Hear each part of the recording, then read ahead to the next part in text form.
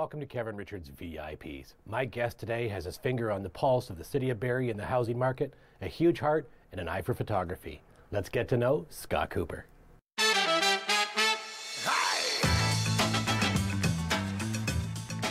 So I'm sitting in Painters Hall Bistro in beautiful downtown Barrie with my amazing guest, Scott Cooper. Scott, welcome to Kevin Richards VIPs.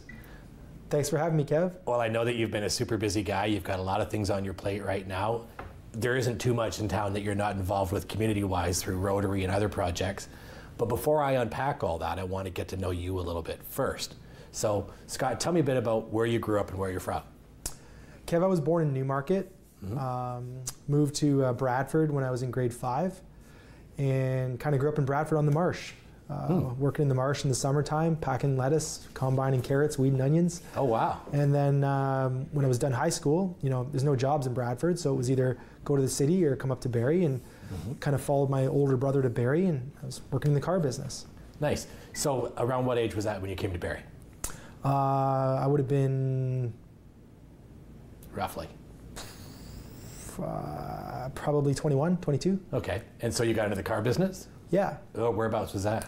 I was working at for Barrie Fine Cars. Oh, nice. Yeah. I was working in the parts department at for the Subaru division at Barrie Fine Cars. Nice. Yeah. And so now you've got your dad's up here, and you've had family up here? Yeah, and then when my dad retired, my folks moved up this way, and we've been here since. Nice. Yeah. So at some point, you decided that you wanted to get into real estate. Yes. Right? And because that is a lot of what you do, and you're sort of, very involved in real estate, you definitely do things in a very, different dynamic than most people. That's one of the main reasons I wanted to talk to you especially. But tell me a bit about what got you into real estate. What was that for? Yeah, so I was working in the car business. I was a service advisor. I worked for a great dealership here in town, Jackson's Toyota. And what I found was I couldn't really go anywhere. I could either go into management if a position came up, or I could go into car sales. And I wanted more. I wanted more income, I wanted more experiences, and I wanted to grow my own personal development as a salesperson. And I was on my way up north to Sudbury with a girlfriend at the time, and I saw this big RE/MAX billboard in Muskoka, and I thought, hey, I wonder, what does it take to become a real estate agent? Yeah. Do you have to go to school? Is it a university degree, college degree? What does it take? And so when I got back from that weekend, I looked into it, and I realized I could do it. I could do the education while I was still working. Yeah. As you know, it doesn't take very much to get into the business. Yeah. It takes a lot to stay in the business. Absolutely. Yeah. But I made the transition. It took me about a year and a half to put it together. Well, when you take a look around the city of Barrie, real estate has grown so much, and real estate agents. It used to be such a smaller sort of group in a very niche little market. Now you can't, hate to say it, throw a rock without hitting a real estate agent in Barrie. They're everywhere. But somewhere there's a pretty big ballpark percentage of how many agents there are per capita, and Barrie's pretty high on that, isn't it? Yeah, there's definitely a lot of real estate agents here. With the boom of the real estate market, real estate agents and mortgage brokers were coming out of the woodwork. It was the business that everybody wanted to get into. Everybody can get in. The cost to get in is really low. Yeah. Everyone's driving around in fancy cars. Yeah. and so everybody wanted to be a realtor or a mortgage broker for a period of time there. And they didn't realize that, it's like any business, you have to put a lot of work behind it to actually make a living out of it. Well, a mutual friend, Mr. Leclerc, he was one of the first guys I ever spoke to realistically about real estate. And the amount of money that he said that he put into the advertising aspect of it and the marketing aspect was 70% minimum. To promote yourself and your business. Do you find that you have to do sort of the same thing? Is it still like that? So the advertising and the marketing as a real estate agent has changed drastically with the advent of the internet and the way that social media and all that stuff has kind of come into play. We used to spend a lot of money in print ads. I'd spend $700 a week on print ads with the Barrie Advance, and I would get leads. People would pick up the paper on Thursday, be like, "Ooh, I like this house," and they would call me, and then I would hopefully sell my clients home, or I'd help them buy another property. Right in around 2007, 2008, those leads stopped making the phone calls, and everybody went to the internet. And by the time you found it in the newspaper, we'd already sold it on the internet. Yeah, it's a lot different than fridge magnets and pens anymore. For sure. Here's some stationery. And one of the things that really drew me to the way you do things was you were the first person I saw, well, not even just in this community, but anywhere, that didn't have your face on your signs. Your lawn signs had a picture of the inside of the house, which was fairly genius. because realistically, people want to see what the inside of the house looks like. They don't always want to have to log on right away. But tell me a bit about where that inspiration came from. Yeah, I mean, I'm definitely a creative person, and I looked at things and I thought, people are driving by this for sale sign all the time, and they don't really care about the pretty agent's face on the sign. The sign's designed to tell people the house is for sale. But what if it could do more? What more could we do with a for sale sign? You know, could we attract people to take a closer look at it if there was a beautiful photo of on the sign of the interior of the home?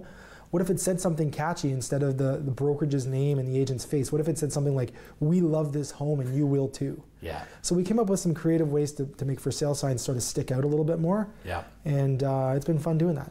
Well, I see all these posters and billboards of people holding these little, you know, little crystal or little glass signs or little trophies and stuff that say #1 agent in North America and all these other things. And there's a certain honesty in advertising that you would hope people would be, you know, extremely honest. But to think that somebody's actually, you know, the #1 agent in Canada, you know, here in Barrie or in Newmarket or wherever else, do you find that there's a lot of people who aren't necessarily completely telling the truth in their advertising?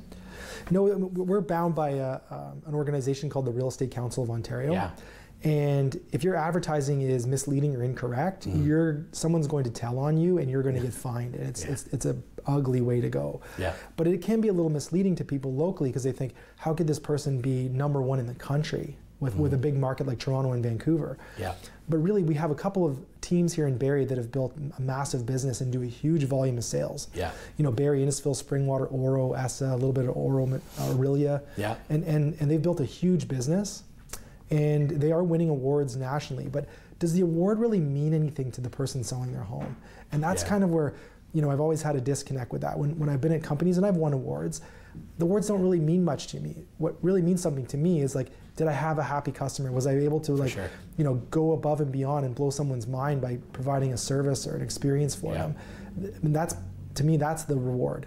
Those are the rewards I'm looking for. Sure. Yeah. And so it's not always about being the great big agency in town or the big agency in the country. Sometimes it's about that personal attention and the attention to detail of knowing people's wants and needs, right? Yeah. For me, I compete against myself. Yeah. How do I get better every time? How do I compete so that tomorrow I'm a better version of what I was today? I'm really not competing against the other agents in town. Yeah, we go up against each other to get business. I just see that as an opportunity for me to come better next time so that the person chooses me over them. And that's a great mantra. It really is. So when you take a look at the other agents in town, you take a look at the way you're doing things, you've recently made some new changes too to the way you're doing things and to your team. So. Yeah, and we're always trying to make it focused on, you know, what's in it for the customer. And our whole model is fall in love with the customer, not your brand or service. Yeah. Right? And I think that's a big thing that a lot of people forget. And it's easy to get, you know, a bit of an ego going. You're selling lots of homes. You're doing a great job. Your branding and marketing looks fantastic. Yeah. And you need those things, but really you have to remember at the end of the day, those people feed, house, and clothe you. And if you don't treat them like they feed, house, and clothe you, you're going to be out of business. Yeah, and a lot of people don't realize how much time you have to put in as an agent because you've got to be available Saturdays. You've got to be available on those odd times because when an offer comes in, you can't say, oh, you know what, I'll get to it tomorrow, because you just don't have that kind of turnaround. You have to respond. You do, absolutely, right? And it's the long weekends and it's the holidays and the stuff that's going on. So we're kind of on call 24/7. Sure. But you know what, we really don't have a tough job in that sense. We have a lot of flexibility in our hours. I mean, we're not punching the clock 9 to 5. We have a lot of flexibility. There's a lot of days where, you know, we don't start work till noon or 2 in the afternoon that day because there wasn't a lot on our schedule, and we took that for our own personal time. Yeah. So I won't complain and say, oh, we have it so bad we have to work every weekend and holidays. It's really not like that. And I look at it like it's not work. This is an opportunity for me to go and do something that I'm completely stoked and passionate about. So, and your wife, Kat, is a good support, you know, part of the support network too that you've got. You've got to have that sort of, you know, reliable friend / wife / somebody who, you know, believes in you and is going to, you know, pull up their end of things too and believe in you. Absolutely, right? And having a partner that's understanding when you're going out at 9:30 at night. It's tough when you have kids. Luckily, we don't have children, so you know, we kind of luck out there. But you'll notice a lot of couples will get together and become a real estate team because that way they can, you know, have their family life and work together. And they can kind of hand the baton to each other. Exactly. Yeah. So you've got this new company, right? You've started up this new group of associates of yours with your new agency. Can you tell me a bit about that and how that got inspired? Yeah, so what I found was, everybody wants to see a house on Thursday at 4 o'clock, and at a certain point, once you're busy, you can't be there for everybody. Sure. And so you need to start adding people to your team to work with you that have the same heart and the same mindset, because you don't want to break culture and you don't want to break the service that you're giving to your clients. Yeah. So I started by adding a couple of people to the team to help me with the volume of business, that had the same mindset and the same heart as I did.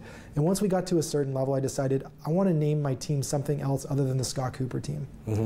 I wanted to name it something where people in the team could have their own identity and their own business and their own brand in the team. Yeah. So I named it the One Group. Nice. And we grew it to a certain number. We're at 6 people right now. We don't want to grow it to 500 people, and we're not about selling 1,000 houses a year. It's about doing a smaller amount of business and a really good job for people.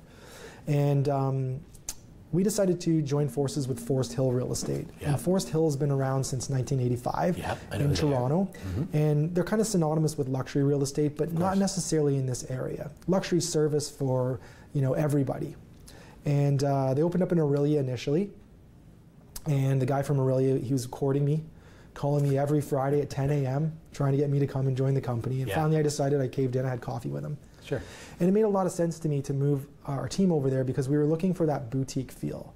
We didn't want to be at a company with a sea of agents. We wanted a family environment. In fact, we had a team meeting this morning, and other companies I've been at, when we have a team meeting, as soon as it's over, everybody scatters, right? Yeah.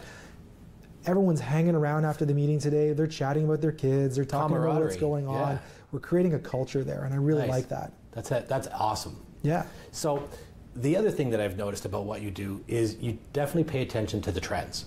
So what do you notice? And I know a lot of real estate agents get asked this question, and so do mortgage brokers, and everybody just sort of expects, you almost expect the political, everything's all awesome, kind of happy, shiny answer. Right. But in all honesty, how do you see the market trends right now, and how is the market going? Yeah, everything is not awesome. In fact, it's a challenging time. In fact, I would say 2018 has probably been my hardest year in business since I've been in it since 2005. And what it is it's the old adage of supply and demand. We had a boom here in the market where we had very little supply and we had huge demand. About 230 homes would come for sale every single month, and 230 of them will get bought. Yeah. In most cases, bidding wars, prices going up over asking price.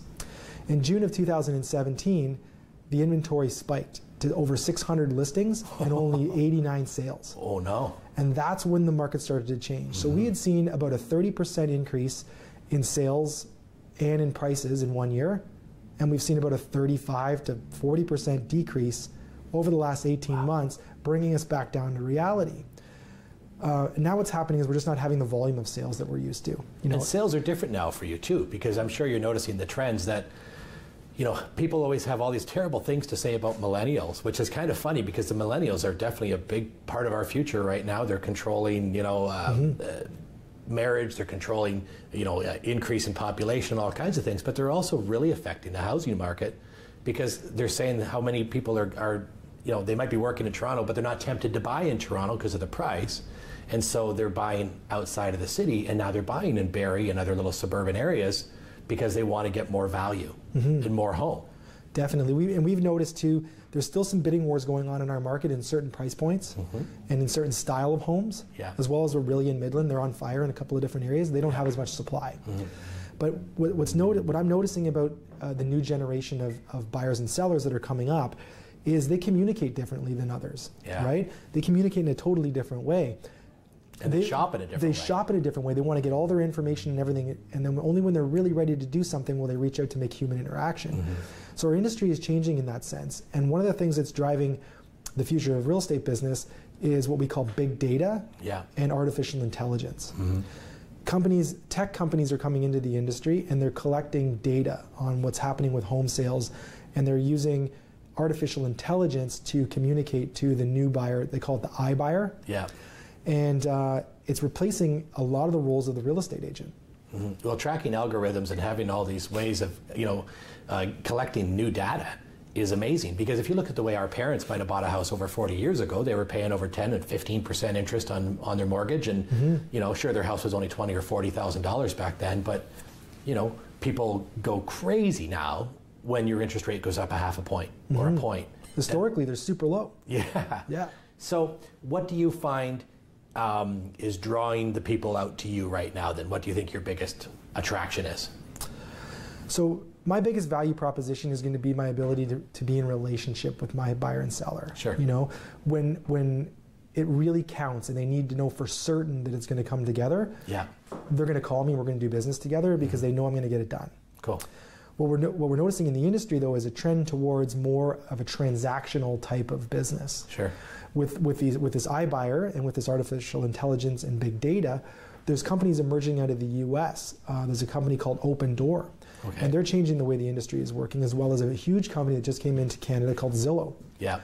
What's happening with Open Door and Zillow is you can go on Open Door or Zillow on the internet, and you can put in your address, and they'll make you an offer on your house right on the spot. Now, they're going to buy it for less than you want to sell it for, sure, but there'll be no conditions, and they'll buy your house. They'll then put your house back onto their website and sell it to somebody else. Or you can go on there, and if you see a property you can trade your house for the other house. So this is a new, millennial. It's like lease busters. Yeah, it's a more tech way of doing real estate, and I think it's going to work for a certain segment of the market. Yeah. But just like the travel agent kind of got disrupted, a good travel agent that really takes care of their clients and that really adds value to the situation is still in business, and I think that it's going to thin out the herd of real estate agents. Well, no matter how far technology goes, there's still that face that a lot of people still feel comfort in. It's like people going to grocery stores, people still want to, grab the vegetables and see what they're getting, and they want to be able to sometimes just have that look of trust and comfort, right? Definitely. So one of the things I also notice about you around town is you have this incredible ability to give back, but you're so humble about it.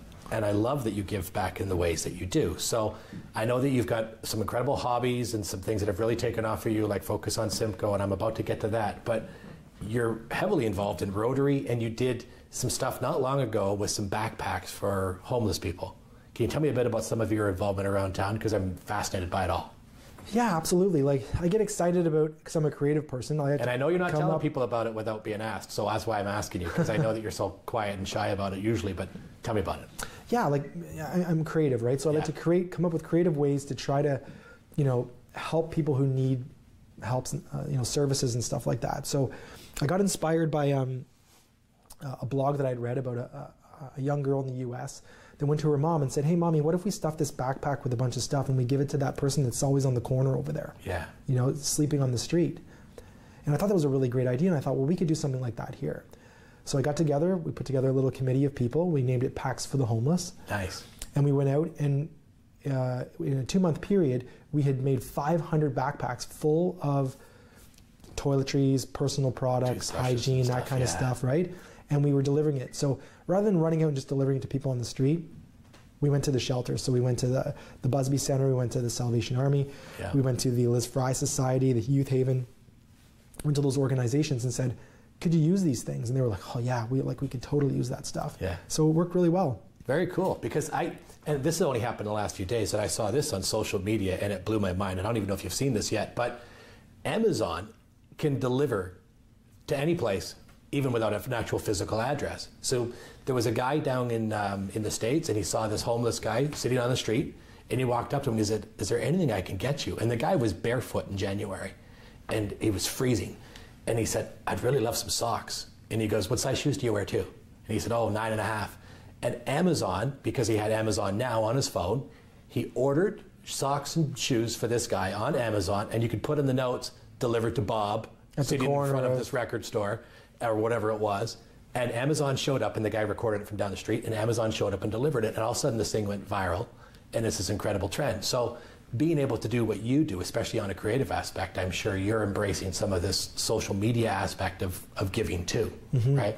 So one of the things that I noticed you do, and I knew you were kind of messing around with it and just sort of, seeing where it was going many years ago, and that's your photography. And it wasn't until I really followed you more on social media and saw some of the things you were doing with the camera, just mind-blowing stuff. And there's already a great network of photographers like Nat Caron and people like that around Barrie, but you have this whole different world that you see. So where did your inspiration come for your photography? Because I know that's one of your main things when you're on your own. Yeah, I mean, I didn't really realize that I was a photographer until I'd say right around 2007, 2008. you know, I was listing homes for sale, and my photos weren't good. They were dark, and you know, just like a lot of agents, you know, years ago, it's changed a lot. Yeah. You can hire people now and get really good photos, but back then there was really not great photos. So I sold a home, and I took my paycheck, and I walked into Henry's, and I said, I need a camera that will help. I need a camera that will take beautiful photos. And they go cha-ching. Little do they know that it's not the camera that takes the photos, it's the person behind it that really makes the photos. But so I bought an expensive camera and wide angle lens, and I went out and I started taking bad photos. What was your first camera? It was a Canon. Yeah. Nice. Yeah, so a Canon wide angle lens. And so I started taking real estate photos, and I started to learn. I did a lot of self-teaching. I did a 4-hour course with a guy named Mike Gibo. He's a local photographer. Yeah. He's been around for a while. He's talented. He teaches a lot of great classes, yeah. He's got a master's in photographic arts. Brilliant. So I learned the basics, exposure triangle. I got all that stuff out of Mike. And then I started to teach myself in YouTube videos and a lot of practice. Try this, didn't work. Try this, didn't work. So my real estate photos got better. And I wanted my photos to be a little more emotional, because people buy emotionally and they back it up with logic. So if I'm going to emotionally get them to get out of their house and come look at the house I'm selling, it needs to have some feeling to it. And then I started to take pictures. Then I'd go on a trip and I'd take my camera with me and I'd shoot beautiful landscapes and sunsets. And I'm like, I kind of got an eye for this. Yeah. Then I started to see photos everywhere. I'm driving in my car. I'm like, there's a photo, there's a photo, there's a photo. I'm sitting having dinner. I'm chatting with you right now, and I'm looking over there, and I'm like, you know what? There's a photo. So that's kind of where it started. It goes with just having the eye, too, right? But you know what? People years ago, they all started getting these digital cameras, and then all of a sudden people wanted to be wedding photographers, which was really funny because it went from like digital cameras to, wow, I didn't know we had this many wedding photographers in Barrie. But then there's the good wedding photographers, and there's the people who are still doing what they've been doing for a long time. Whether it's headshots, whether it's landscape, there's people who've really embraced it, and you've done such a good job. So one of the reasons we're sitting in Painters Hall is why? Yeah, so for me, photography has always been a hobby. It hasn't been a career. And I'm kind of glad, because it's allowed me to be creative and not rely on getting paid. You're not pressured. Pressured to do it, right? So I got approached by Nat Karen, a gentleman named Rick Bell, who's a very decorated commercial photographer in Canada, Toronto. Another gentleman named Alan Rothwell, who was an executive at HP, large format printing. The four of us got together, we put together a board, and we decided we were going to launch Barrie's first and only photography festival called Focus on Simcoe. Wow. And it runs for the whole month of June every single year. And we started, this year was our first year. Nice. And it's modeled off of one in Toronto called Contact, and there's another one over in Peterborough called Spark. And so we're going to grow this thing so that it's Simcoe-wide, not focus on Barrie, but focus on Simcoe. Yeah. And what we're looking for is exhibitors that can exhibit their work through the month of June. We do a big festival every single year. So I decided, since I was on the board, you know what, I'm going to try and do my first exhibit. Sure. It was a learning experience for sure, and I really enjoyed it. But I was thinking, you know, if I was going to exhibit, where would I want to exhibit?